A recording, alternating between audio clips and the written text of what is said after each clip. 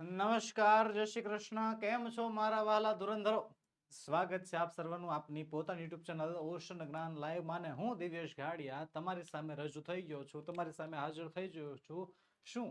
એક નવા ચેપ્ટર સાથે. વહાલા વિદ્યાર્થી મિત્રો, ધોરણ 6 નું નવું અંગ્રેજીનું પાઠ્યપુસ્તક લોન્ચ થઈ ચૂક્યું છે અને આપણી યુટ્યુબ ચેનલ ઓશન જ્ઞાન લાઈવ પરથી તમને મળશે તેનું સંપૂર્ણ ભાષાંતર સાથે સંપૂર્ણ સોલ્યુશન, જેમાં આજે આપણે અભ્યાસ કરીશું ધોરણ 6 આપણો પ્રિય વિષય અંગ્રેજી, જેમાં યુનિટ નંબર 9 નો ભાગ 2 ટેકનો 2 નો પાર્ટ 2 જે છે આજે આપણે ભણવાના છે. અગાઉ આપણે પાર્ટ 1 નો અભ્યાસ કરી નાખ્યો છે. હા, અને એની આગળ આપણે આ ટેક્સ્ટ બુકના યુનિટ 1 થી 8 અને સપ્લિમેન્ટ રીડિંગના પણ બધા યુનિટ જે છે ભણી ચૂક્યા છીએ. જો તમે તેના વિડીયોઝ નથી જોયા તો તેની લિંક નીચે વિડીયોના ડિસ્ક્રિપ્શન બોક્સમાં તમને મળી હશે, એને જરૂરથી જોઈ આવજો. ચાલો શરૂ કરીએ યુનિટ નંબર 9 પાર્ટ 2. એની પહેલા ખાસ નોંધ વહાલા વિદ્યાર્થી મિત્રો કે ધોરણ 6 નું અંગ્રેજીનું જે નવું પાઠ્યપુસ્તક છે, બરોબર છે, એની બધા યુનિટની એના બધી જ એક્ટિવિટીની લિંક જે છે એની બધી જ એક્ટિવિટીનું સોલ્યુશન તમારી માટે તૈયાર છે. જે સોલ્યુશનની પીડીએફ તમારા માટે તૈયાર કરી છે, જે તમે અમારી પાસેથી મેળવી શકશો. એપ્લિકેશનમાં જે છે આપણે એપ્લિકેશનની અંદર ડાઉનલોડ કરી શકશો. વધુ માહિતી માટે આપણો મોબાઈલ નંબર જે છે 7046222254 પર આજે જ કોન્ટેક્ટ કરો. ચાલો કરીએ શરૂ. રીડ ધ ઇન્સિડન્ટ્સ એટલે કે એડિસન્સ એજ. એક નાનકડી એવી સ્ટોરી આપણને આપી છે. એડિસન્સ એગ, એક્સ, એડિસન ના ઈંડાઓ. એડિસન ઈંડા પણ આપતો? થોડીક કંઈક રમૂજી વાત લાગે છે, પણ કંઈક નવું જ જાણવા મળશે આપણને અહીંયા. એડિસન છે ને કોણ હતા ખબર છે? અત્યાર સુધીના સૌથી મહાન વૈજ્ઞાનિકોમાંથી એક એવા થોમસ આલ્વા એડિસન ની જે છે નાનકડી એવી વાર્તા આપણને અહીંયા રજૂ કરેલી છે. તો ચાલો જોઈએ. થોમસ આલ્વા એડિસન નામ છે આખું. Thomas Alva Edison was a great scientist. એક મહાન વૈજ્ઞાનિક હતા. We know about his inventions, but perhaps we do not know much about his childhood. We know about his invention. We know આપણે જાણીએ છીએ તેમની શોધ વિશે, તેમના ઇન્વેન્શન વિશે. ઇલેક્ટ્રિક બલ્બ, ઇલેક્ટ્રિસિટીને યુઝ કઈ રીતે કરવી ને એમની શોધ કરનાર હતા આ થોમસ આલ્વા એડિસન.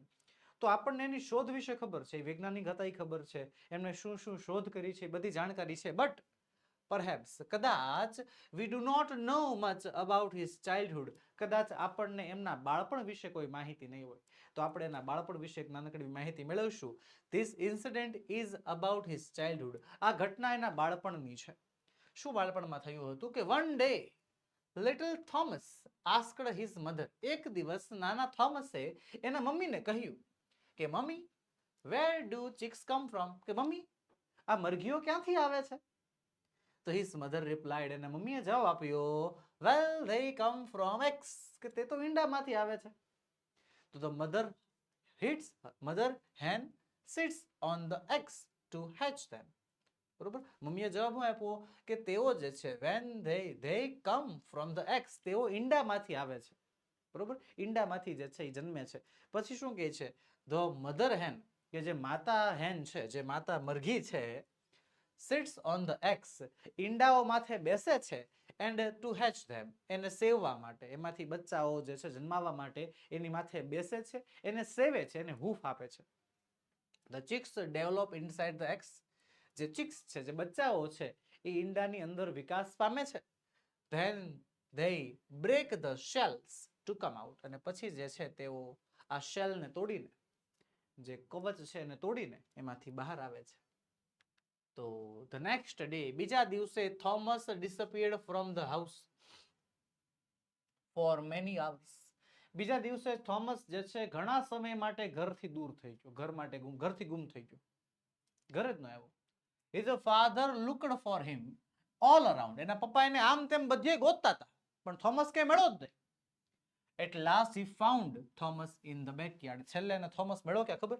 બેકયાર્ડમાં, ઘરના પછવાડે હતો. બરોબર, ઘરના વાડામાં હતો. what are you doing here, Tom? એના પપ્પા ખીજાણા, થોડો ખીજાય ને, કારણ કે ઘરમાં એના મમ્મી પપ્પા ગોતતા હોય, છોકરું ખોવાઈ જાય, અને પછી મળે એટલે પેલા થોડોક વારો તો પડે કે નહીં? તો બસ વારો તો પડવાનો છે ને. તો પૂછે છે ક્યાં હતો, ખબર જ પડશે, ખીજાણા. હું કહીશ, ચાલો જોઈએ. થોમસ કહે છે I am sitting on this eggs, કે હું આ ઈંડાઓની માથે બેઠો હતો. ફાધર પપ્પા હું આ ઈંડાઓની માથે બેઠો તો આઈ એમ ટ્રાઇંગ ટુ હેચ ધેમ, હું તેમને સેવવાનો પ્રયત્ન કરી રહ્યો છું. હિઝ ફાધર લાફ્ડ, એના પપ્પા હસવા માંડ્યા. થોડુંક રમૂજી વાત થઈ ગઈ. Young Thomas began to go to a small school in Ohio. નાનો થોમસ જે છે, નાનો થોમસ બાળપણમાં, નાનો થોમસ જે છે એક નાનકડી એવી શાળા ઓહાયો શહેરની અંદર, યુએસએ માં આવેલી ઓહાયો શહેરમાં એક નાનકડી એવી શાળામાં જવા લાગ્યો. He was full of curiosity. એક ફૂલ ઓફ ક્યુરિયોસિટી, જિજ્ઞાસાથી ભરેલો હતો. ક્યુરિયોસિટી એટલે શું થાય? જિજ્ઞાસા. સર જિજ્ઞાસા એટલે તો કે જાણવાની ઈચ્છા. અને બીજા શબ્દોમાં જ્ઞાન પીપાસા પણ કહી શકાય. જ્ઞાન પીપાસા, જ્ઞાનની તરસ, જ્ઞાનની પ્યાસ. એક એવી તરસ કે વધારે ને વધારે જ્ઞાન મેળવવાની તરસ. એમ આનો મતલબ આ કેમ આમ જ છે? આ બ્લેકબોર્ડ કેમ બ્લેક જ છે? ચોક કેમ ધોળો છે? ચોક લીટા કરો તો કેમ એવો થાય? એને ભૂસો તો કેમ કરતા ભૂસાઈ જાય? હે, એ પાવડર આવે? હે, કેમ એવું શું આવે? હા, તો આ બધું જાણવાની એની ઉત્સુકતા એટલી હતી. He wanted to know about many things. એને ઘણી બધી વસ્તુઓ જાણવી હતી, બધી વસ્તુઓ જાણવી હતી. He liked to ask questions. એને સવાલો પૂછવા ગમતા. વાતે વાતે સવાલ પૂછતો, એને સવાલો પૂછવા ગમતા. In fact, that is the right way to learn things. ખરેખર તો એવું છે કે આ ભણવાની સાચી પદ્ધતિ છે. વિદ્યાર્થીઓ સવાલ પૂછે અને શિક્ષક એનો જવાબ આપે ને, આ ખરેખર જાણવાની પદ્ધતિ છે, આ ખરેખર ભણવાની પદ્ધતિ છે. જો એક વસ્તુ યાદ રાખજો, જે શિક્ષક ભણાવતો હોય અને એના વિદ્યાર્થીઓ એને સવાલ નથી પૂછતા, એનો મતલબ શિક્ષક એની રીતે ભણાવે છે ને વિદ્યાર્થીઓ એની રીતે ભણે છે. આ વસ્તુ યાદ 100% યાદ રાખજો કે માની લો કે હું તમને ભણાવું છું અને તમે મને સવાલ નથી પૂછતા, તમને કોઈ સવાલ થતો નથી, એનો મતલબ હું મારી રીતે ભણાવું છું, તમે ભણતા નથી, તમે તમારી રીતે ભણવાની ટ્રાય કરો છો, તમે મને નથી પૂછતા. એક ગુરુ શિષ્ય વચ્ચેના સંબંધ કેવા હોય? મેં એક વક્તાએ પૂછ્યું હતું, બહુ મોટા મંચ ઉપર પૂછ્યું હતું, એસેમ્બલી, ડોક્ટર રાધાકૃષ્ણન, હા, ડોક્ટર સર્વપલ્લી રાધાકૃષ્ણનના શબ્દો છે. એને પૂછવામાં આવ્યું કે ગુરુ અને શિષ્ય વચ્ચેના સંબંધ કેવા હોવા જોઈએ? તો ડોક્ટર સર્વપલ્લી રાધાકૃષ્ણને જવાબ આપ્યો, સવાલ અને જવાબનો સંબંધ હોવો જોઈએ. કે વિદ્યાર્થી જે છે સવાલ પૂછતો હોવો જોઈએ ને ગુરુ હંમેશા એના જવાબ આપતા હોવા જોઈએ. તો પેલા તો તમારામાં જ્ઞાન પીપાસા હોવી જોઈએ, કે તમારામાં સવાલ પૂછવાની ભાવના હોવી જોઈએ, અને ગુરુની અંદર જ્ઞાન પીપાસા સંતોષવાની ભાવના હોવી જોઈએ. એ છે ગુરુ અને શિષ્ય વચ્ચેનો સાચો સંબંધ. ખરેખર આ સાચી પદ્ધતિ છે ભણવાની, કે વિદ્યાર્થી સવાલ પૂછે ને શિક્ષક એનો જવાબ આપે, તો જ એને આવડશે. બાકી હું આ બધું ભણાવી દઉં, કોઈ પણ શિક્ષક આવીને બધું ભણાવી દે, પણ વિદ્યાર્થીને જો શીખવું હશે તો એ શીખશે. અને સવાલ પૂછે છે એનો મતલબ એનામાં જાણવાની ઈચ્છા છે, એને ભણવાની ઈચ્છા છે. યસ, તો જ સવાલ પૂછે. But Thomas teachers did not like it. પણ થોમસના શિક્ષકોને ગમતું નહીં. થોમસ નકરા સવાલ પૂછ્યા કરતો ને, થોમસના શિક્ષકોને બહુ ગમતું નહીં. કેમ? અભ્યાસક્રમ બાકી રહી જતો હોય ને એટલા માટે. They said this boy is not a good pupil. તેઓ એવું કહેતા કે આ બહુ સારો વિદ્યાર્થી નથી. He is always asking question. એ હંમેશા સવાલ જ પૂછતો હોય. પણ એકવાર જે સવાલ પૂછે છે જવાબ આપી દો ને, બસ એકવાર આપી દો એટલે પછી એનો એ સવાલ નહીં પૂછે, કંઈક બીજો સવાલ પૂછશે. One day Edison heard this remark. એક દિવસ એડિસન જે છે આ ટિપ્પણી સાંભળી ગયો કે શિક્ષકો જે છે મારી વિશે આવું આવું કહે છે. He was sorry to hear it. એને સાંભળીને બહુ દુઃખ થયું. He got upset. એ બહુ ઉદાસ થઈ ગયો. He took his hat and coat and went home. એને પોતાની હેટ એટલે કે ટોપી અને કોટ લીધો, કારણ કે અમેરિકામાં જન્મવાળા ને, અમેરિકામાં ઠંડી હોય ગમે ત્યારે. હા, તો એ હેટ અને કોટ જે છે લીધો અને ઘરે વયો ગયો. He was eager to study. એને ભણવાની ઈચ્છા હતી, ભણવાનો આતુર હતી, ભણવાની આતુરતા હતી. But now he did not want to go to that school again. પણ હવે એને એ સ્કૂલમાં જવું નહોતું. એને ભણવું હતું પણ એને સ્કૂલ નહોતી ગમતી. કેમ? કારણ કે ત્યાંના શિક્ષકો એવું કહે છે આ છોકરો સારો નથી, આ છોકરો સવાલ જ પૂછતો હોય. ખરેખર તો છે ને મને એવા વિદ્યાર્થીઓ ગમે, મારે એવા ઘણા વિદ્યાર્થીઓ એમ કહેવાય કે નામેથી યાદ રહી ગયા છે. એનું નામ જિગ્નેશ હતું, પ્રતિજ્ઞા, પછી આ હમણાં ગયા વર્ષે હતો મારકણા વૈભવ, અત્યારે જે જયરાજ હાલના યરમાં જયરાજ છે. આ બધા છે ને મારા એવા વિદ્યાર્થીઓ છે કે જે વારંવાર સવાલ પૂછે. બરોબર ને? એ મને ગમે ખરેખર. સવાલ પૂછેનો મતલબ એમ થયું કે એને જે છે જ્ઞાન પીપાસા છે, એને જાણવાની ઈચ્છા છે, જિજ્ઞાસા છે, કઈ જાણવું છે. એ બધા વિદ્યાર્થીઓ જે છે ક્યાંક ને ક્યાંક નવા પ્રયોગ કરતા હોય, ક્યાંક ને ક્યાંક નવી પ્રવૃત્તિઓ કરતા હોય. વાક્ય રચના શીખવાડું, એ વાક્ય રચનાના 5 વાક્ય તૈયાર કરીને બેઠા હોય કે સર આ 5 વાક્ય હાલે જોવો તો એકવાર. અને એ પાછા સવાલ એમાં પૂછે કે સર મેં આ જગ્યાએ આ જોયું હતું, એમાં તો આવું લખ્યું હતું, તો કેમ એનો મતલબ શું થાય? તો પછી હું એને સમજાવું એનો મતલબ શું થાય. અંગ્રેજી આપણી ખબર છે, આપણી ઇંગ્લિશ લેંગ્વેજ જે છે એ વૈશ્વિક ભાષા છે, વિશ્વના દરેક ખૂણે બોલાતી ભાષા છે. તો કોઈ મૂવીના સીનમાં કે કોઈ સિરિયલની અંદર અથવા કોઈ બીજી જગ્યાએ કોકના મોઢે જે છે, કોઈ વક્તાના મોઢે, કોઈ ફિલ્મ સ્ટાર એ કોઈ ડાયલોગ બોલ્યું હોય તો મારી પાસે લઈને આવે, સર આ રેડ ડોટ નો મતલબ શું થાય? તો એને કહી દો દાલ મેં કુછ કાલા હે. હા, તો દાલ મેં કુછ કાલા હે નો મતલબ ઇંગ્લિશમાં થાય there is a red dot on the black board. તો એવી રીતે જે છે કંઈક અલગ અલગ બધું લઈ આવે, હું પૂછે હું એને સવાલનો જવાબ આપું. અને આના કારણે એને એમાં વિષયમાં રસ જાગે. તો બસ આપણે પણ એક ક્ષમતા, આપણે પણ એક ફરજ બને છે કે આપણે પણ આપણી જ્ઞાન પીપાસા જગાડીએ. સવાલ ત્યારે જન્મશે જ્યારે તમે વિષયને પ્રેમ કરશો, જ્યારે તમે ભણવાને મહત્વ આપશો. તો ભણો, વિષયને પ્રેમ કરો, સમજો. શું કહે છે કે Mrs Edison was anxious to educate her son. Mrs Edison, જે શ્રીમતી એડિસન છે, એ ખૂબ જ એન્શિયસ હતા, આતુર હતા પોતાના દીકરાને ભણાવવા માટે. બરોબર, જે શ્રીમતી એડિસન હતા તે. The next day she went to see her headmaster of the school. બીજા દિવસે તેઓ જે છે હેડમાસ્ટરને મળવા જાય છે કે કેમ મારા છોકરાને તમે આમ કરો છો? હે, your teacher says Thomas is not a good pupil, is that right? કે તમારા શિક્ષકો એવું કહે છે કે થોમસ સારો વિદ્યાર્થી નથી, સાચી વાત છે? તો પ્રિન્સિપલ સાહેબ કહે છે yes, he is always likes to ask question, કે હા, એને હંમેશા સવાલો પૂછવા જ ગમે છે. Replied the headmaster. હેડમાસ્ટરે જવાબ આપ્યો, look I am also teacher, કે જો હું પણ એક શિક્ષક છું. મિસિસ એડિસન શું કહે છે? મિસિસ એડિસન કે જો હું પણ એક શિક્ષિકા છું. હા, હું પણ એક શિક્ષિકા છું. આઈ નો માય સન વેલ. હું મારા દીકરાને બહુ જ વ્યવસ્થિત રીતે જાણું છું. He is eager two know about many things. એને ઘણી બધી વસ્તુઓ વિશે જાણવાની ઈચ્છા છે. સો હી આસ્ક્સ ક્વેશ્ચન. એટલા માટે એ સવાલો પૂછે છે. એને બધા વસ્તુ વિશે જાણવું હોય છે અને એટલા માટે સવાલ પૂછે છે. Perhaps your teachers don't understand this. કદાચ તમારા શિક્ષકોને આ સમજાતું નહીં હોય. Anyway, he won't come to your school again. કાંઈ વાંધો નહીં, જે હોય, પણ હવેથી તમારા સ્કૂલમાં નહીં આવે. હવે મારો છોકરો તમારી સ્કૂલમાં પગ નહીં મૂકે. બસ. I will teach him at home. હું એને ઘરે શીખવાડી લઈશ, હું એને ઘરે ભણાવી દઈશ. I will try to satisfy his curiosity. હું એની જિજ્ઞાસા સંતોષવાનો પૂરેપૂરો પ્રયત્ન કરીશ. After this incident, આ ઘટના પછી Thomas never went to school. Thomas ક્યારેય સ્કૂલે ગયો નહીં. એ સ્કૂલે તો ગયો જ નહીં, જાવ.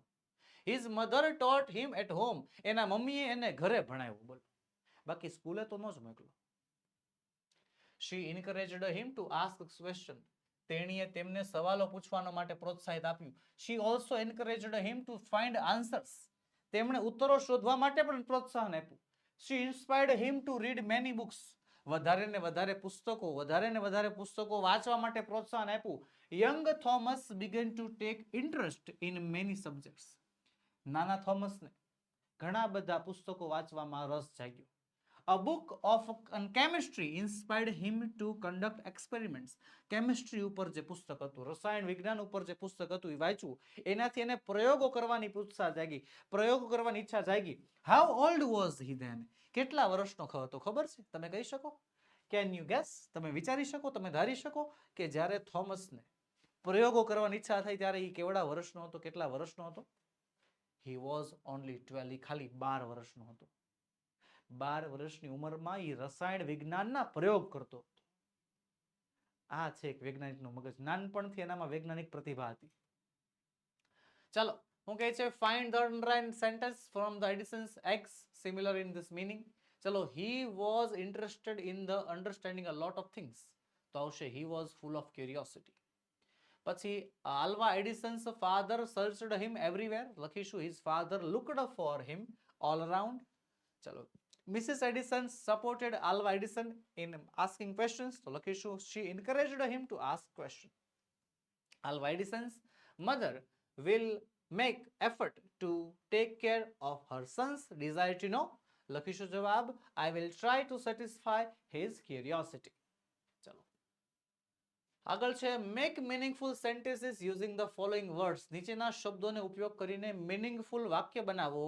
સ્કૂલ તો સ્કૂલ ઉપરથી વાક્ય બનાવશું I like to go to school and learn with my friends. મને સ્કૂલે જવું ગમે છે, મારા વિદ્યાર્થીઓ મિત્રો સાથે ભણવું ગમે છે. ક્યુરિયોસિટી એટલે કે જિજ્ઞાસા, તો એમાંથી બનાવશું my parents satisfy my curiosity. મારા માતા પિતા મારી જિજ્ઞાસાને સંતોષે છે. ડિસઅપિયર એટલે ગાયબ થઈ જવું. Where did the little bird disappear? આ નાનું પક્ષી ક્યાં ગાયબ થઈ ગયું? બેકયાર્ડ એટલે કે પાછળનો ભાગ. The farmer has grown vegetables in his backyard. ખેડૂતે પાછળના ભાગમાં, પાછળના વાડામાં જે છે વેજીટેબલ્સ વાવ્યા હતા. સાયન્ટિસ્ટ એટલે doctor APJ Abdul Kalam was a great scientist. APJ Abdul Kalam એક મહાન વૈજ્ઞાનિક હતા. ચલો, study the check given below and answer the question. અહીંયા આપેલો ચેક જે છે તમારે જોવાનો છે અને એ ચેકના આધારે આપણે આપવાના છે સવાલોના જવાબ. ચાલો પહેલા ચેક જોઈ લઈએ. ચેક છે શિવાલાલ નંદનિયા. હા, શિવાલાલ નંદનિયા. તારીખ છે 25/9/2024. 11,000 ઓનલી, 11,000 રૂપિયા. ABC ABC ABC. ઓકે, અહીંયા આપણને ખાતા નંબરમાં એક્સએક્સએસ આપ્યું છે અને ચેક નંબરમાં પણ એક્સએક્સએસ આપેલું છે. ઓકે, સરસ મજાનો ચેક છે. સેન્ટ્રલ બેંક ઓફ ઇન્ડિયાનો ચેક છે, આપણને દેખાય છે. સરસ. ચાલો હવે ચેક દેનાર. ચેક જમે છે લગભગ પહેલી વાર જોતા હશો, તો અમુક માહિતી ના હોય તો જણાવી દઉં. જેને ચેક જોઈ હશે એમને ખબર હશે કે ચેક દેનાર હોય ને, દેનાર અહીંયા સહી કરે, બરોબર, અને ચેક મેળવનારનું નામ અહીંયા હોય, બરોબર. માની લો કે મારે જે છે તમને કોઈ વિદ્યાર્થીને ચેક આપવો છે તો હું સહી કરીશ અને તમારું નામ લખીશ. મતલબ જે રકમ મેળવનાર છે, ચેક મેળવનાર છે, એનું નામ હશે. રકમ આપનાર છે, ચેક આપનાર છે, એની સહી હશે. બીજું, એકાઉન્ટ કોનું હશે? તો એકાઉન્ટ હશે સહી કરનારનું, એટલે કે પૈસા આપનારનું, રકમ આપનારનું, ચેક આપનારનું. અને મેળવનાર વ્યક્તિનું નામ ક્યાં હશે? ઉપર આપ્યું હશે. ઓકે, આ સામાન્ય વસ્તુ યાદ રાખજો. બીજું, આ ભાગમાં જે છે ખાતા નંબર લખેલા હોય છે અને આ ભાગમાં જે છે ચેક નંબર લખેલો હોય છે. આ ભાગમાં તારીખ લખેલી હોય છે. બસ આ 5 વસ્તુ મુખ્ય છે. દેનાર કોણ છે, મેળવનાર કોણ છે. દેનાર, મેળવનાર, તારીખ, ખાતા નંબર અને ચેક નંબર. અહીંયા રકમ આપેલી છે, 2 વાર લખેલી હોય, અહીંયા આંકડામાં લખેલી હોય, આ બાજુ શબ્દોમાં લખેલી હોય. ક્લિયર? ચાલો તો જોઈએ. પેલું છે who will pay a money to Shivlal નંદનિયા. કે શિવલાલ નંદનિયાને પૈસા કોણ આપશે? who will pay money, કોણ આપશે? ABC ABC ABC. Yes, ABC ABC ABC will pay money to Shivlal Nandaniya. ચાલો, what is the amount? રકમ શું છે? the amount is 11,000, 11,000. which bank is mentioned in the given check? કયા બેંક, કયો bank mention કરવામાં આવ્યું છે? કઈ bank? Central bank of India. Yes, central bank of India is mentioned in the given check. આપેલા ચેકમાં central bank of India mention કરેલું છે. what is the IFSC of the bank? Sir IFSC જોયું જ નહીં. તો ચલો બતાવો IFSC ક્યાં હોય નહીં. તો જો IFSC કોડ અહીંયા તમને આપેલો હોય, બ્રાન્ચ જો અહીંયા છે. હા, અહીંયા છે, નાના અક્ષરોમાં આપેલું છે તમને. જો IFSC કોડ છે, અહીંયા જો, અહીંયા બ્રાન્ચનો પિન કોડ આપ્યો છે અહીંયા આપણને.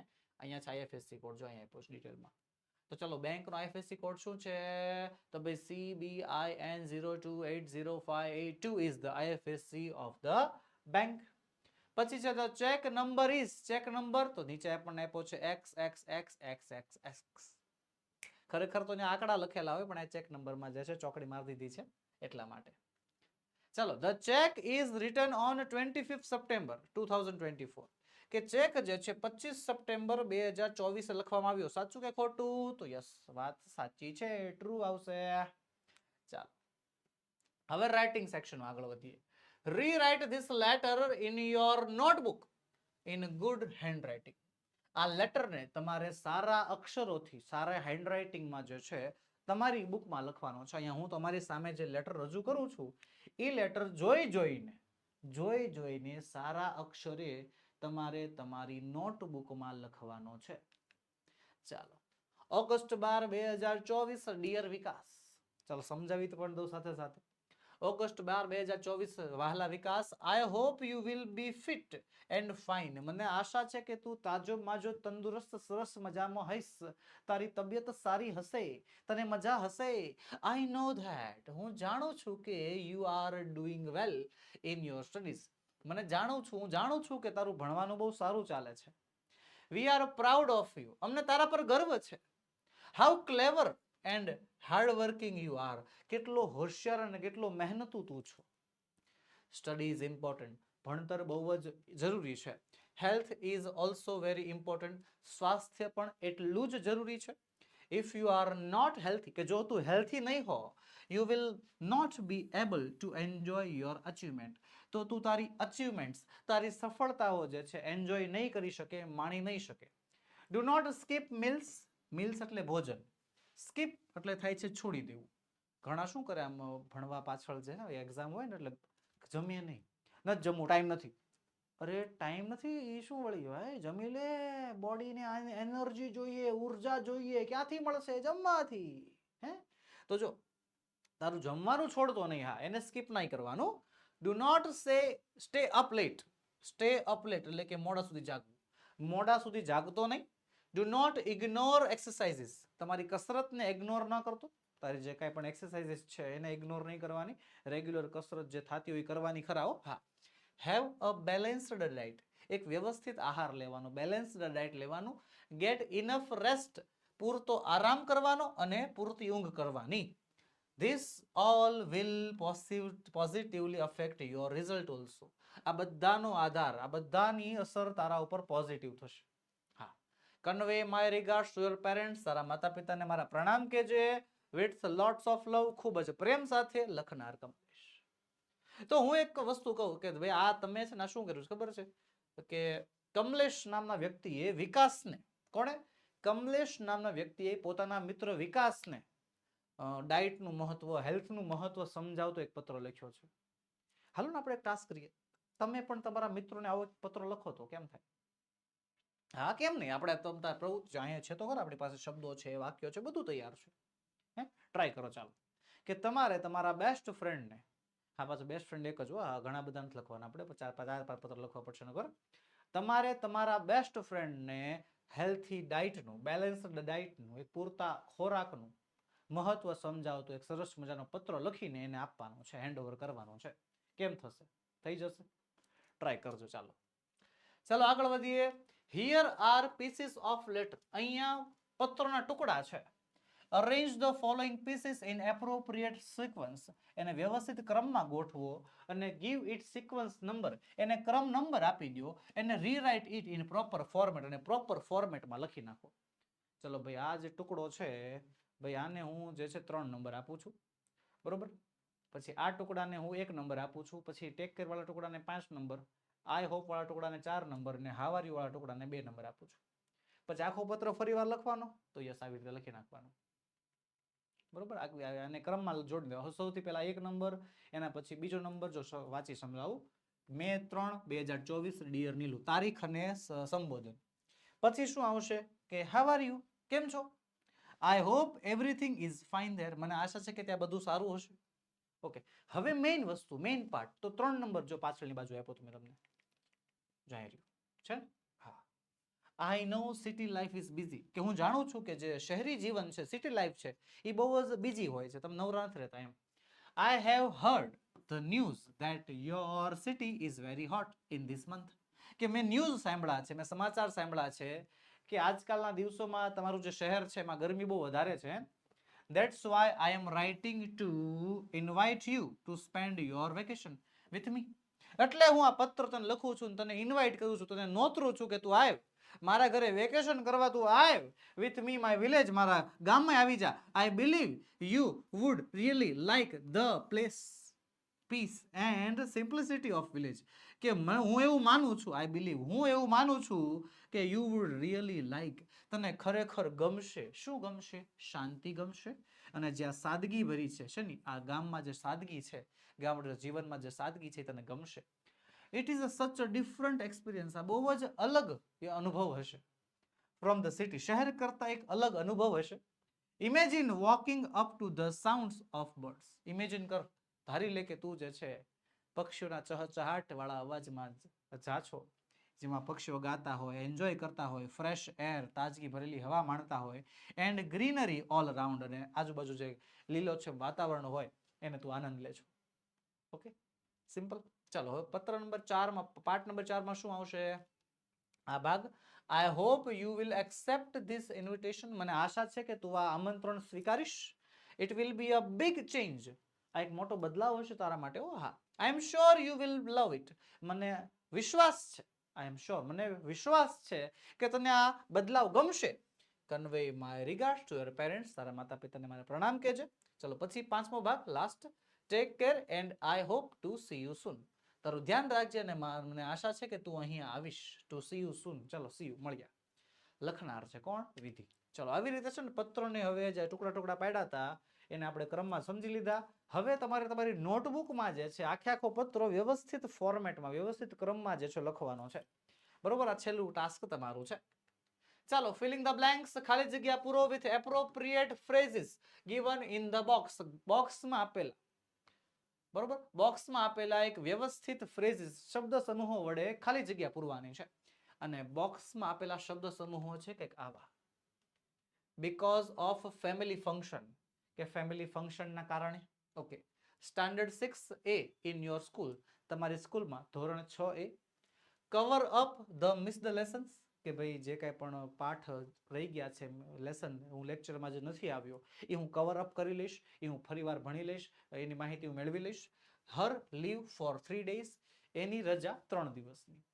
તો આ પત્રના અધૂરા અધૂરા ભાગ છે કે જે આપણે અહીંયા ખાલી જગ્યા પૂર્ણ કરવાના છે. ચાલો, 17/8/2024 two principal, Saraswati Mandir primary school, Maninagar.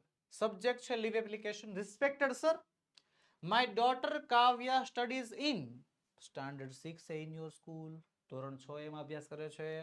I am writing to inform you that she will not be able to attend school. કે હું આ તમને પત્ર લખું છું તમને જણાવવા માટે કે મારી વહાલી ઢીંગલી જે છે એ સ્કૂલે નહીં આવે.